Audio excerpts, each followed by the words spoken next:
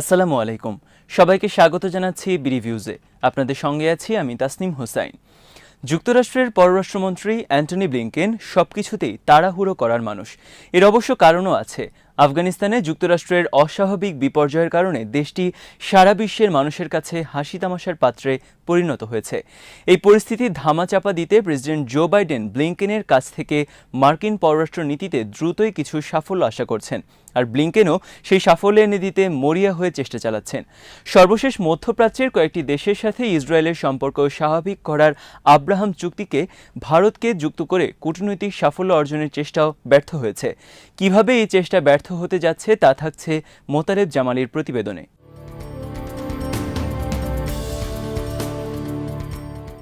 আফগানিস্তান সহ কয়েকটি ইস্যুতে যুক্তরাষ্ট্রের সাথে ইউরোপের ছিল দীর্ঘদিনের মৈত্রীর সম্পর্ক।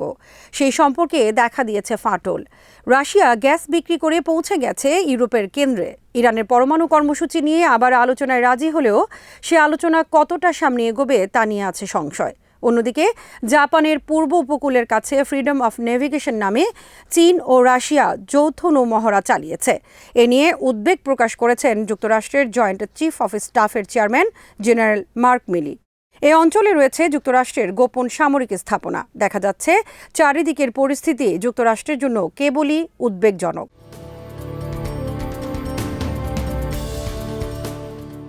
পশ্চিম এশিয়ায় যুক্তরাষ্ট্রের দীর্ঘদিনের মিত্রদেশগুলো এখন ওয়াশিংটনের উপর নির্ভরতা কমিয়ে চেষ্টা করছে স্বাবলম্বী হওয়ার।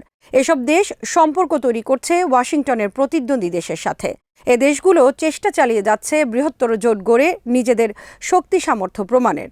পশ্চিম এশিয়ার দেশগুলো যতই পূর্ব দিকে দৃষ্টি দিচ্ছে ততই চীনের আরও কাছাকাছি চলে যাচ্ছে। গভীর হয়ে উঠছে চীনের সাথে সম্পর্ক।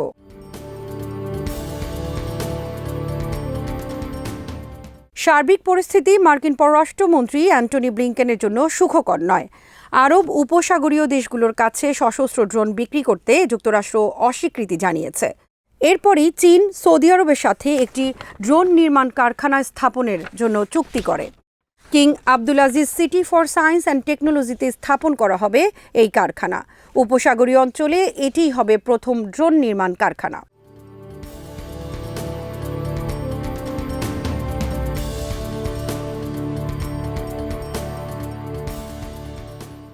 প্রেসিডেন্ট জো বাইডেনের প্রশাসন এখন আশঙ্কা করছে সংযুক্ত আরব আমিরাতের কাছে F-35 স্টেলথ জঙ্গি বিমান বিক্রি করলে এটার প্রযুক্তি চীনের হাতে চলে যেতে পারে। কেননা এই যুদ্ধ বিমানে রয়েছে যুক্তরাষ্ট্রের সর্বশেষ অত্যাধুনিক সামরিক প্রযুক্তি।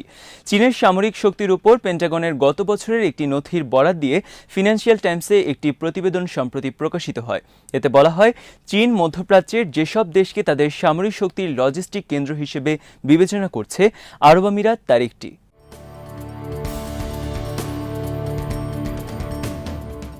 সাম্প্রতিক বছরগুলোতে মধ্যপ্রাচ্যের দুই প্রভাবশালী দেশ সৌদি আরব ও আরব আমিরাতের সাথে সম্পর্ক ঘনিষ্ঠ করতে নানা উদ্যোগ নিয়েছে চীন।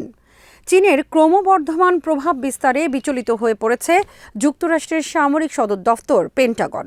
মার্কিন সামরিক বাহিনীর সেন্ট্রাল কমান্ডের প্রধান জেনারেল কেনেথ এফ ম্যাকেঞ্জি চলতি বছর একটি সেমিনারে বলেছেন, রাশিয়া ও চীনের সাথে আমাদের প্রতিযোগিতা শুধু পশ্চিম প্রশান্ত মহাসাগর কিংবা বাল্টিক সাগরই হচ্ছে না, মধ্যপ্রাচ্যেও তাদের সাথে আমাদের প্রতিদ্বন্দ্বিতা হচ্ছে। সেখানেও বাড়িয়ে চলছে তাদের প্রভাব।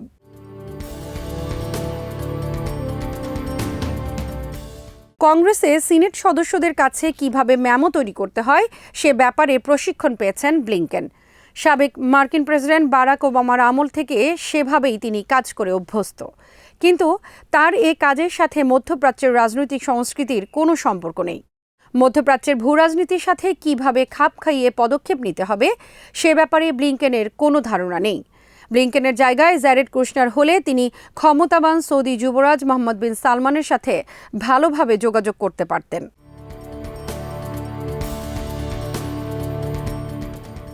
সাবেক প্রেসিডেন্ট ডোনাল্ড ট্রাম্পের আমলে সংযুক্ত আরব আমিরাত সহ কয়েকটি আরব দেশের সাথে ইসরায়েলের সম্পর্ক স্বাভাবিক করার চুক্তি স্বাক্ষরিত হয়। আব্রাহাম চুক্তি নামে পরিচিত এই চুক্তি স্বাক্ষরে গুরুত্বপূর্ণ ভূমিকা রাখেন ট্রাম্পের জামাতা জ্যারেড কুশনার। ট্রাম্পের বিদায়ের পর আব্রাহাম চুক্তির আর তেমন কোনো কার্যকারিতা লক্ষ্য করা যাচ্ছে না। বিষয়টি অনেকটাই ঢিলেঢালা হয়ে গেছে। মার্কিন পররাষ্ট্রমন্ত্রী হিসেবে অ্যান্টনি ব্লিংকেনও এই ব্যাপারে তেমন একটা ভূমিকা রাখতে পারছেন না। বিষয়টিকে জ্যারেড কুশনার যেখানে রেখে গেছেন সেখানেই তা আটকে আছে। ব্লিংকেন সেটাকে এগিয়ে নিতে পারছেন না।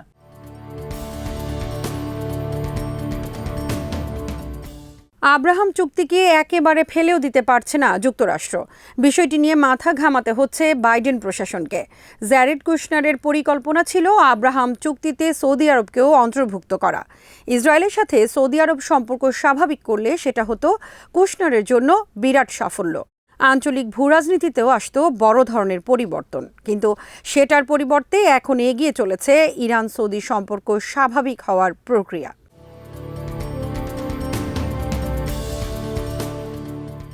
ইসরায়েল সম্ভবত ইরানের ব্যাপারে ব্লিংকেনকে প্রভাবিত করেছে। পরমাণু কর্মসূচি নিয়ে আলোচনা শুরু করার শর্ত হিসেবে যুক্তরাষ্ট্রের নিষেধাজ্ঞা আগে প্রত্যাহারের দাবি জানিয়ে আসছে ইরান।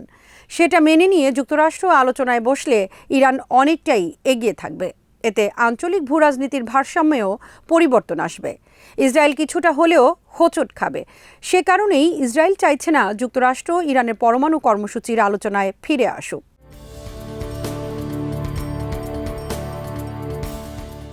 আব্রাহাম চুক্তি নিয়ে ইরানেরও একটা হিসাব নিকাশ ছিল। ইরানের বিশ্লেষকরা এটা ভালো করেই জানতেন, ইসরায়েলের সাথে সম্পর্ক স্বাভাবিক করার যে উদ্যোগ আরব আমিরাত সহ কয়েকটি দেশ নিয়েছে, মধ্যপ্রাচ্যের সাধারণ মানুষ তা সহজভাবে নেবে না। এটাকে বাঁকা চোখেই দেখবে। আঞ্চলিকভাবে এই সম্পর্ক খুব একটা বৈধতা পাবে না। আমিরাতের শাসকরাও তা জানতেন। সে কারণে তাদের মধ্যেও এক ধরনের দ্বিধাদ্বন্দ্ব ও জড়তা ছিল। ট্রাম্পের সাথে আগে থেকেই আমিরাত ও অন্যান্য দেশের শেখদের ভালো ব্যবসায়িক সম্পর্ক থাকায় তারা ইসরায়েলের সাথে সম্পর্ক স্বাভাবিক করার চুক্তিতে সম্মত হন।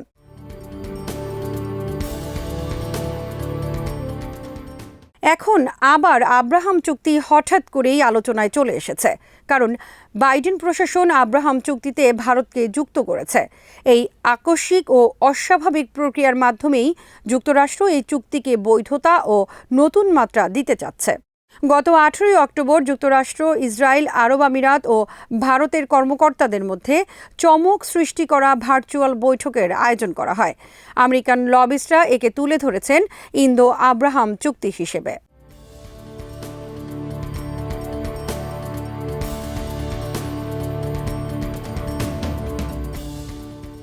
এই ভার্চুয়াল বৈঠকে যোগ দিতে ভারতের পররাষ্ট্রমন্ত্রী এস জয়শঙ্করকে রাজি করাতে মার্কিন পররাষ্ট্রমন্ত্রী ব্লিংকেনের তেমন বেগ পেতে হয়নি, বরং তিনি খুশি হয়েছেন, কেননা এর মাধ্যমে যুক্তরাষ্ট্রের সাথে সম্পর্ক আরও গভীর করার একটা বড় সুযোগ ভারতের সামনে এসেছে।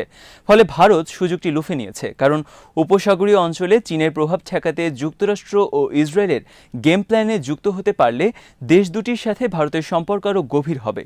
অন্যদিকে চীনের বিরুদ্ধে লড়াই করার একটি নতুন প্ল্যাটফর্ম পাওয়া যাবে।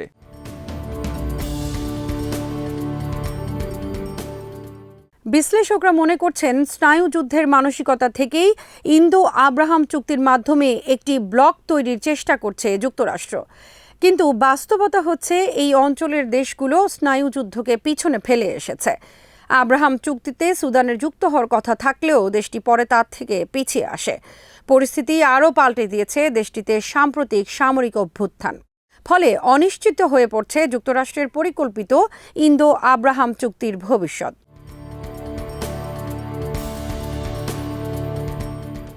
সুদানের সামরিক অভ্যুত্থানের নেতা জেনারেল আবদেল ফাত্তাহ আল বুরহানের সাথে ভালো সম্পর্ক রয়েছে সৌদি আরব, মিশর ও সংযুক্ত আরব আমিরাতের।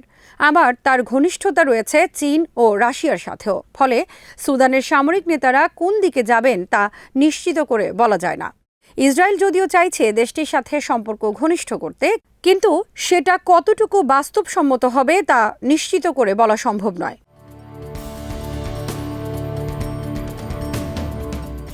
সুদানে সামরিক শাসনের অবসান হয়ে গণতান্ত্রিক সরকার প্রতিষ্ঠিত হলে ইসরায়েলের সাথে দেশটির সম্পর্ক স্বাভাবিক করার সম্ভাবনা অনেকটাই কমে যাবে। তখন বৃহৎ পরিসরে আব্রাহাম চুক্তিকে এগিয়ে নিয়ে যাওয়ার সম্ভাবনাও কমে যাবে। এ কারণে বিশ্লেষকরা মনে করছেন, আব্রাহাম চুক্তির কোনো ভবিষ্যৎ নেই। ব্লিংকেন মধ্যপ্রাচ্যে চীনের প্রভাব ঠেকাতে ও যুক্তরাষ্ট্রের অবস্থান সংহত করার যে চেষ্টা করছেন তা সময়ের অপচয় ছাড়া আর কিছুই নয়। আসলে এই অঞ্চলে যুক্তরাষ্ট্রের কূটনীতি গতি হারিয়ে ফেলেছে।